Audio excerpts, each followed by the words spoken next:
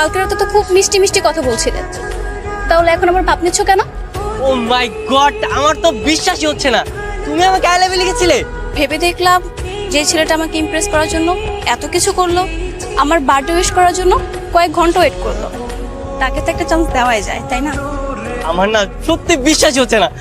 তো first time গার্লফ্রেন্ডের সাথে মিট করেছো, ঘুরতে নিয়ে যাবা না? হ্যাঁ যাবো তো, চলো যাই চলো।